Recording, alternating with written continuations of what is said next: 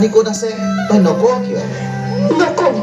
তহঁতৰ অত্যাচাৰত এই জয়মতীৰ প্ৰাণ গ'লেও বংশটোৰ সন্ধান মই কেতিয়াও নিদিওঁ।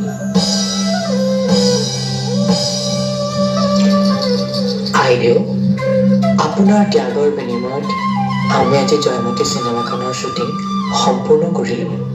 আমি আপোনাৰ ওচৰত চিৰকৃতজ্ঞ।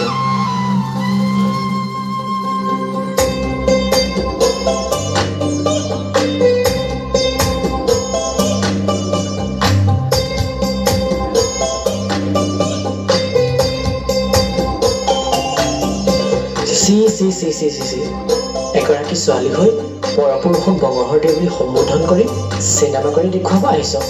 আজিৰ পৰা তই বৰ ঘৰত প্ৰৱেশ কৰিব নোৱাৰ।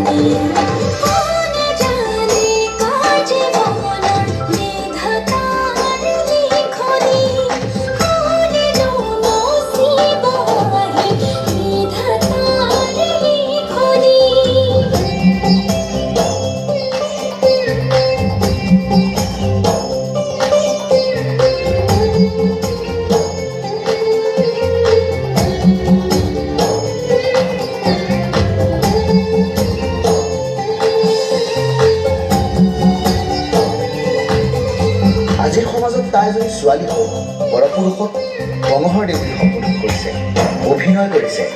তাই আমাৰ সমাজলৈ কলংক সানি আহিছে। তাইক ঘাটে পানী নিষেধ কৰা হয় আৰু তাইক যাতে কোনেও বিয়া নকৰায়, আৰু যোন পুৰুষে তাইক বিয়া কৰাব তেওঁকো আমাৰ সমাজৰ পৰা এঘৰীয়া কৰা হয়।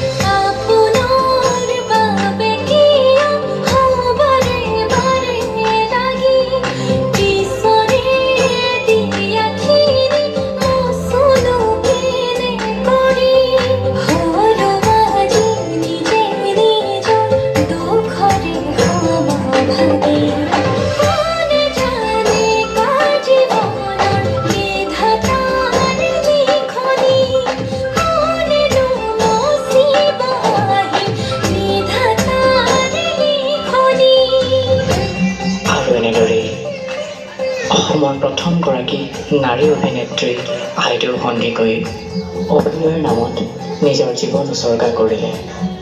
এই মহান